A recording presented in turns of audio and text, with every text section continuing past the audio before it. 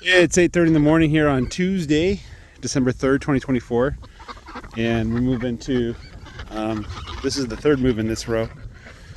I think we've got one or two moves left, but we're still in really good grass. Yeah. It is chilly. I woke up, there's frost. It was like 33 degrees outside.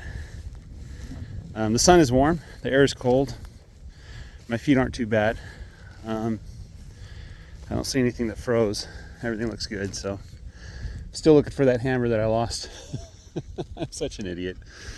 I left that hammer on the back of the side-by-side. It could be anywhere. Anyway, yeah, I gotta grab another hammer. I need a hammer to put those posts in at the end.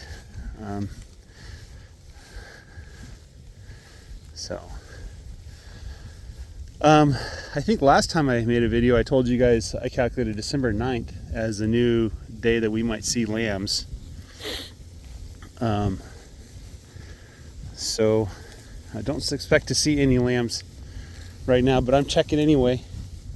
I don't see any new lambs. So if there are new lambs, they're not here. Right number 41. Right number 36. You want to smell my hand? Oh, did you just burp at me? I had a strange thought this morning. I was listening to Greg Judy's video with the snow, and he talked about holding on to his calves throughout the winter, so they put on a little extra weight because they're, sucking on their mama. Because he doesn't wean the calves at all, He doesn't see a point to it, and then he said that if his cows are fat going into winter, he's more than happy sharing some of that fat with the calves. Because winter is a little bit tough. It's not a cakewalk, even with the fescue grass, the mythical, magical fescue grass that he has up there, where he doesn't even need to feed protein to his cows. Which, if I can get to that, I think that'd be pretty amazing. I was thinking that maybe cottonseed meal isn't the best protein for the cows. I don't know. There's something I got to think about is what kind of protein supplement to use and how to deliver that the most efficient way possible. These ducks are interested in food. They're just coming up to me and trying to love on me and ask for food. I was working on the fence and I accidentally kicked one of them in the head. They just walked right when I took a step and I knocked them in the head, But yeah. Anyway, so I had this thought, and the thought was, what if, December goes and there's still grass, maybe I roll out a little bit of hay, and then January comes and it's kind of a warm January, that's what the forecast is I don't see any snowstorms coming in. Of course, you don't know a snowstorm's coming in a month in advance, but January comes and it's warm like it is now, temperatures in the 50s, 40s and 50s. Lows, probably near freezing or slightly below freezing, right? And then, January comes and goes, and then February comes and it starts to warm up, and I don't run out of grass the entire year, would I hold on to the calves? And, my answer is yeah. Heck, hold on to them for as long as you can, until you run out of grass. The idea is that we should be, compared to our summer stock and our winter stock, we should be overstocked in the spring when there's plenty of forage. Let the animals eat that forage and put some animals on that forage to munch on it and turn it into manure and urine. I would love if there was a way to put the cows in the freezer for winter and just not eat anything and thaw them out in the spring. I would do that. That would just be wonderful for me. I know stockers can do that. People that they buy the steer in the spring and they sell them in the fall. That's how they manage, and that's actually a really smart thing to do, because you don't need supplements. You just turn them out on the grass and graze them and then sell them at the end of the year.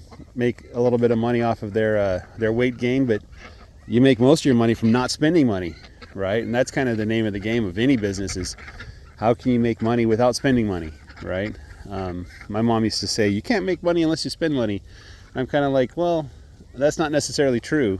You know, farmers don't pay for the sunshine or the rain, and they don't pay for the carbon dioxide in the air. You know, all that stuff's free. But anyway, so if I could do that, I would. You know, basically keep the calves throughout the winter if possible, and then at the end of spring, then go ahead and let them go. You know, because the forage in the summer is just that sheep right there. She is huge. I don't think that's grass. I don't think that's grass. She must be bred or something. You know. Did one of the sheep fart? Anyway, yeah, is that bloat? I don't think she should be pregnant. She's one of the newer lambs that was born last year.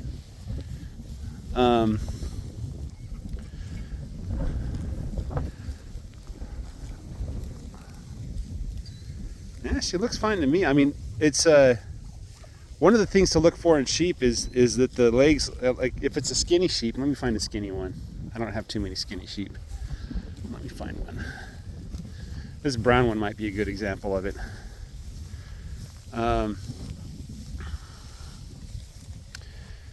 So what I'm looking at is the legs. If they stand like straight up and down like this, that means it's a skinny sheep. But if they're kind of splayed out like that, that means they got some fat on them, right?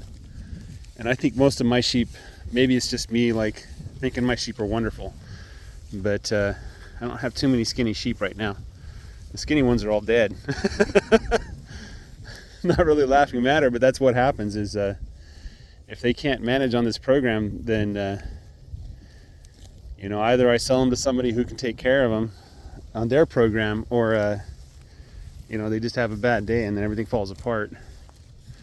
So anyway, yeah, so that sheep was really fat, kind of unsettling, so kind of to the point where I'm like, that doesn't seem right.